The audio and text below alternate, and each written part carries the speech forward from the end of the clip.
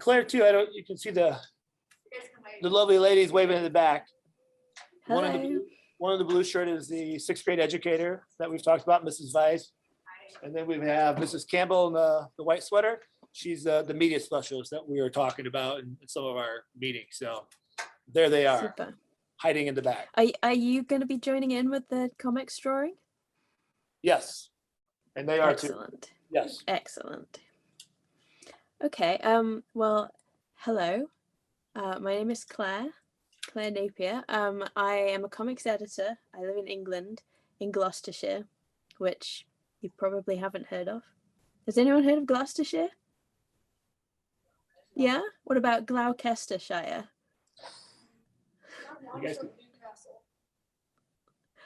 We have a student whose mother is from Newcastle. Oh, super. Well, hopefully if there's anything that I pronounce strangely, you can translate. Okay, so I will start. I'm gonna read from some notes. So if it seems like I'm going too fast, just raise your hand and I'll slow down, okay? So you're going to be making comics, which is great. It's super fun, honestly. Do you read comics? Yeah? Great. So no one's really like new to the medium at all. That's excellent. You're starting on a very good foot. But has anyone ever made a comic before? Just the one? Oh, two? Brilliant. Have you shared them? No? You've presented them to classes, to my class. Wonderful. Okay, so you're a step ahead, but don't worry, I won't make you get up and show everybody else what to do or anything. So if you have made a comic before, some of this might sound very familiar, in which case just nod and I'll feel good about myself. So when you're making a comic, you start with something that you want to communicate. Everyone has a different approach, but it always starts with what you want to communicate. It might be an idea or an image or a whole story, or it might be a cool scene or a meaningful relationship. Or it could be just something scary or funny or rude. It could be anything. But when you have something that you want to communicate, you need to decide how much you need to add to it for other people to think it's as interesting as you want them to. And that might be a little or it might be a lot. But what you do is you think about what the whole story should be. And when you know, you need to decide how that whole story is going to get made. Are you going to do it on your own? Some people do, and we call them cartoonists. They might be newspaper cartoonists or political cartoonists. You might recognize those terms. And those people make very short stories, maybe just one panel. Or they might make short pieces of story each time, like in a newspaper, that add up gradually into a story, like Nancy or Mary Worth. But cartoonists might also make webtoons or graphic novels or monthly comic books. It's just about the fact that they do the whole process themselves. They do the whole work from start to finish. But what if you don't want to do it all on your own?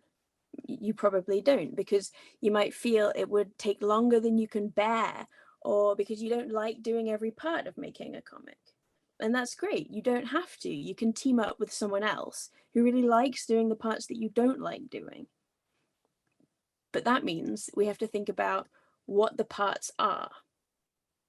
There are two things that might come first. One is an outline or a script, written words that describe what's going to happen in the story on each page and the kinds of things that people will say in it. But for your project, this outline has been done, which is great because it means you need to do less work. Lucky. But if you're going to make comics from this outline, from these pages, then it means that you're going to need to pick words for the comic. You can't just take some sentences of prose and slap them on a page because it won't read correctly. If you read a comic, it's not so-and-so went to the shops and did this and that. There's a picture of someone going to the shops and maybe they're saying, just off to the shops it's a different type of writing. It's a different choice when you look at what the words will say. So someone will have to do that for each page of this project. If you really like words, if you like writing, maybe that can be your job. The other thing that comes really early is design. Design is the process of deciding how the objects within your story are going to look. Those are the people, the accessories, and the buildings and the landscapes. Like if you think of a comic you really like, you can probably think of something in it that no other comic has. Like maybe it's a cool sword or a really cool outfit that's been designed. That's part of the design process. This can be easy or hard, but there are lots of ways to make it faster, don't worry. For example, it might seem really hard to imagine what a futuristic city skyline would look like. If someone told you just draw that, you might think, but I don't know what it looks like. But the artists who do have to make these decisions all the time have a trick. For example, they might line up a bunch of items that they can see from their desk and then use the outline of that lineup to become their skyline. Maybe in the future, all buildings will be shaped like nail varnish bottles or mugs or houseplants. Just add windows and there you have it. There's always a way to make design a little bit easier, and you just have to be open to thinking of those problem-solving options. But design also comes into thinking about what the things outside of your story look like, what the page that tells the story looks like. If you think of a comic as a window to another world or a window onto a story, then each panel of the comic, often it'll be a rectangle, but I assume that you've heard of the idea of panels in comics before, right? Yeah. So if each panel is a pane of glass in a window, and each space or line between those panels, which we call gutters for some reason, but we do. So if you know that word, you'll seem like you know everything. Then if the panels are panes, then the gutters are the grills of that window. Like if you look over at the window, I think that's a window I can see behind you.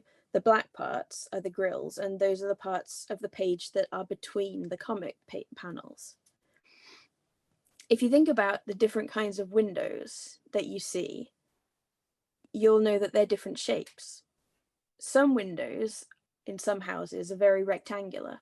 All the panels are the same dimensions. You look through them, you don't look at the window, you just look at what you can see.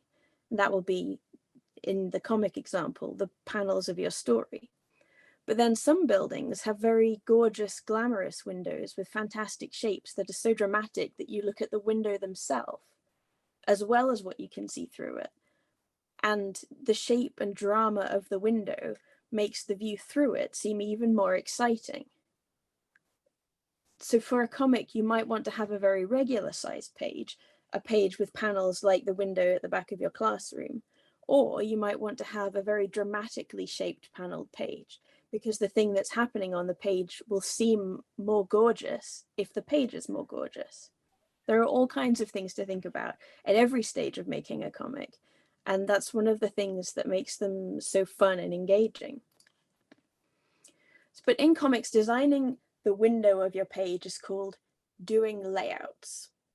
And layouts often include making the basic shapes that will appear in the panels, but they don't have to. They can just be deciding what the page will look like. So if that sounds fun to you, maybe that can be your job.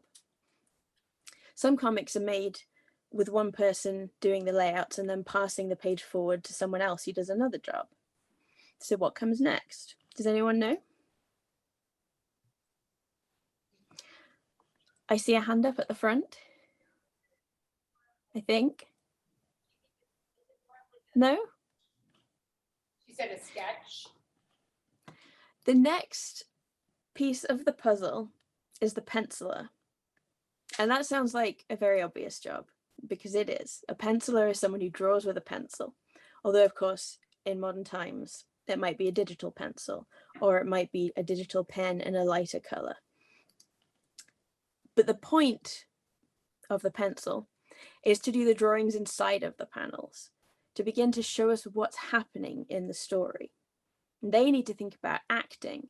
How should the people be leaning and what should their faces look like? And they need to think about anatomy to make sure that the bodies look like bodies. And they need to make sure that they're thinking about arrangement so that the thing that's happening in the panel is what appears to be happening in the panel. Because you might be told in this panel, Bob needs to punch Jerry.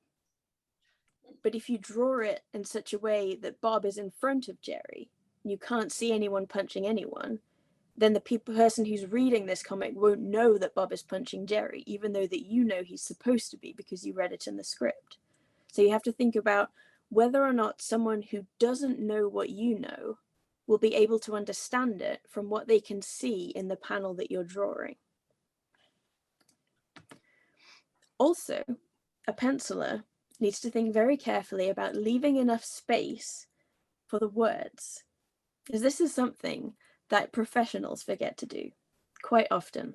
I've had to tell people, please draw this again. There is no room for the words, and they don't like it. So it's very important to think while you're drawing your pencils, is there enough room for the text that needs to appear in this panel? Is the speech balloon that needs to be filled out going to fit in with everything I'm drawing here, or will it have to cover something up? You don't want it to have to cover something up because then you've wasted your drawing, and that's just a shame. When the penciler is done, we're about halfway through, there are a lot of jobs. The inker comes on board, and they use ink, and it might be real ink or it might be digital ink. It doesn't matter. It's just your preference or what you have access to. I don't know whether you have digital drawing access. Nope, we don't. In that case, traditional ink, perfect. The inker uses their ink to choose the most important lines left behind by the penciler. Because a penciler might have a very sketchy style. They might draw a lot of lines to define one essential shape. And the inker will come in and they will choose the best line of all of those lines and trace that with ink so that the finished image is as beautiful and accurate and clear as possible. It's not tracing and it's not changing what the penciler has drawn. It's just collaborating to make sure the final image is as good as possible. Not all comics use an inker, some color straight over pencils, but it is the norm and it is something that you might want to do. So next, there's a colorist and they, can you guess? Color. You've got it. They use color. They use color to add drama or beauty or additional clarity to the panels. For example, if a scene is supposed to happen at sunset, they'll use sunset colors. They won't just fill in a green shirt as green. They'll think, what does green look like at sunset? And they'll use that kind of coloring. Or if something very dramatic is happening, they might choose colors that have the right sort of feeling for that kind of drama so that the image is more successful because it feels more impactful, like the way that you might use lighting in a theater show or something like that. They might also choose to add texture, and colorists also work with shadow a lot. So if you're interested in sculpture or if you're interested in set design or that kind of thing, then maybe coloring is for you on this project because it's the same kind of skill and the same kind of thinking applied simply to a flat page.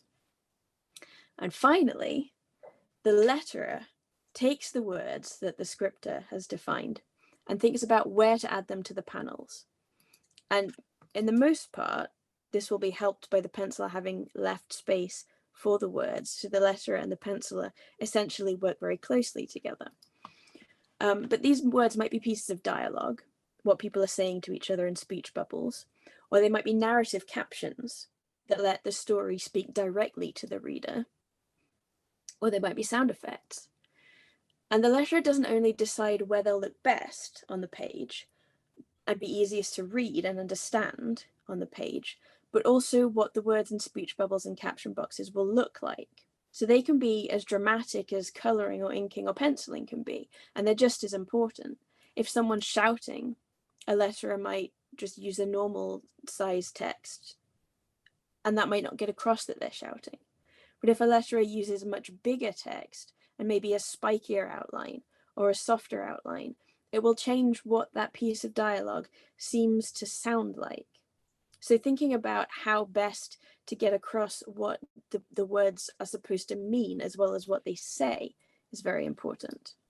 If you enjoy typography, this will be for you. If you enjoy acting, but you don't enjoy drawing, then this could be for you, because it will mean that you get to think about the emphasis and how the timing should appear to be. There are all kinds of different hobbies and interests and skills and lessons that you can apply to comics in just a slightly different way than you usually meet them. So you should start thinking about which part or which sort of comics making sounds most appealing to you. Do you feel like a cartoonist? Do you feel like an inker? You don't have to know already. You can try them out. You can try as many of them out as you want. But if you know that you feel very much like you want to try one of these, then that's a great sign. People who make comics for a living, or people who make comics for fun, like making comics. We do it for our jobs, but we chose it for our job because it's fun. And hopefully while you work on this project, you'll find out which part of the process, or that the whole process, feels really satisfying to you. It's really important that you lean in to what you feel is your strength and what you feel that you can really contribute, and that you don't feel that you're just filling in for someone else. Because if you're not interested in what you're doing, it will be so much harder to do it. Does anyone feel like any of those particular areas appeal to you already? Yeah, that's quite a lot. That's great. Do you want to tell me about it? Let's share. I don't know, right here, yeah. I feel like Yeah, speak up though. the outline of the Can you Say hear again, okay? sorry? Good. Not quite. yeah. I feel like the outline in the The inking. That's great. Have you done that kind of thing before? Brilliant. Step into a whole new arena. That's great. Who else? Why don't you jump in over here? Yep. I feel like the letterer or typography. Great. Do you do typography already? Brilliant. I love this. You're so keen to try new things. That's really fantastic. Yeah. Who else? I would like to do like the colorist or like the pencil work. Do you think that like, do you imagine working in a particular kind of coloring, like pencils or paint or? Pencils, so like Great. Fantastic. I really like the aspect of the design process, because you kind of get to lay out and start everything and have attention to detail on stuff, which is what I Absolutely. Absolutely. Fantastic.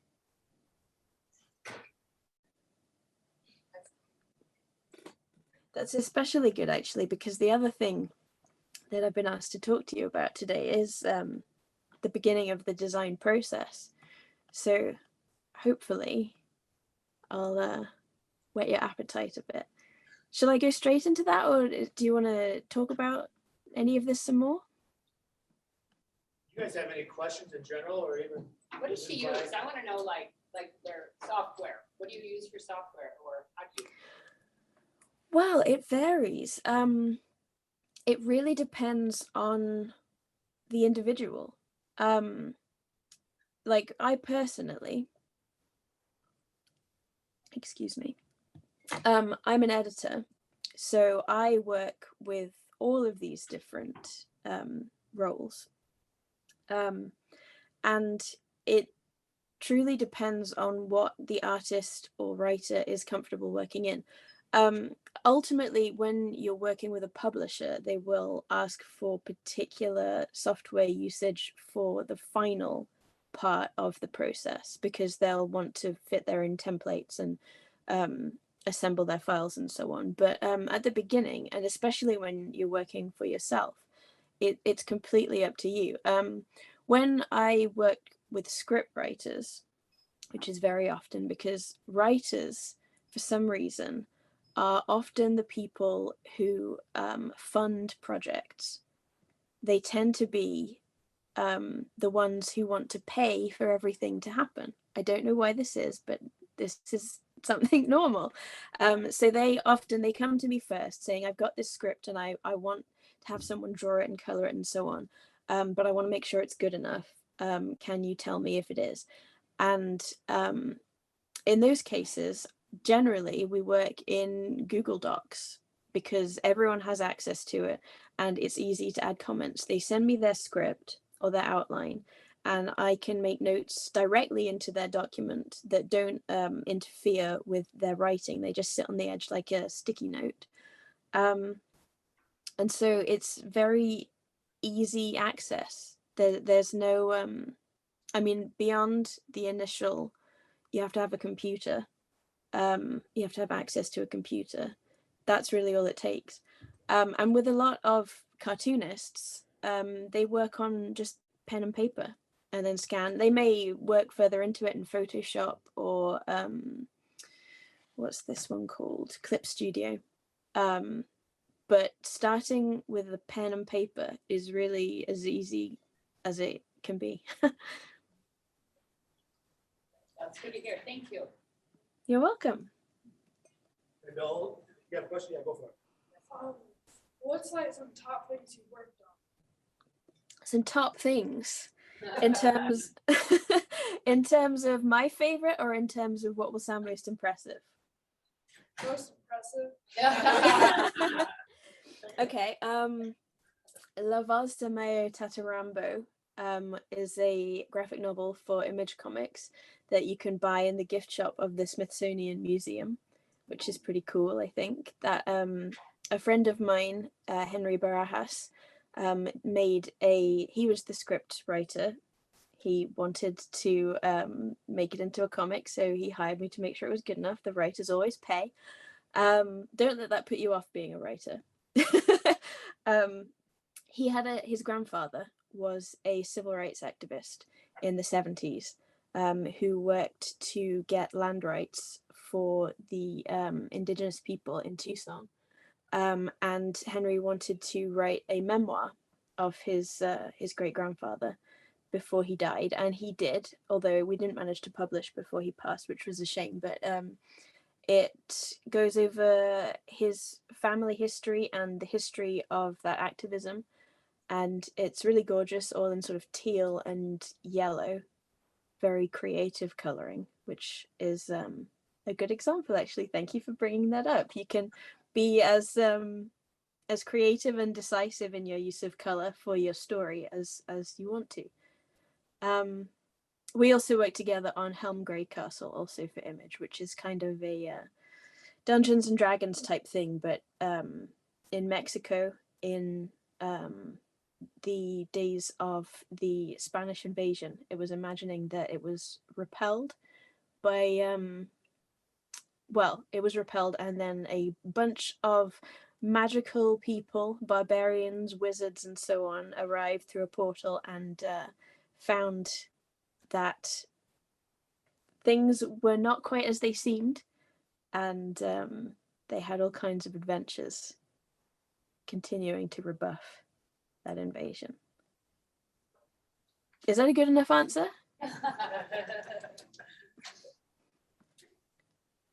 Other questions maybe they have?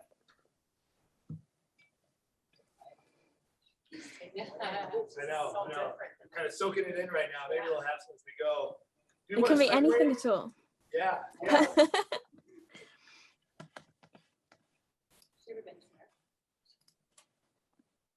Have you ever been to America? Yeah, I have actually. In 2001, long time ago. It was pretty nice. Excellent. Well, Claire, let's segue into the character activity we have, and maybe as that kind of unfolds, and they kind of dig inwards a little bit on their own thought process, we might have maybe some more questions at the end. Okay, sure. It's kind of like a sponge soaking things in right now. 'Cause I think this is really a brand new world for all of us. So I, again, appreciate you stuff. sharing time.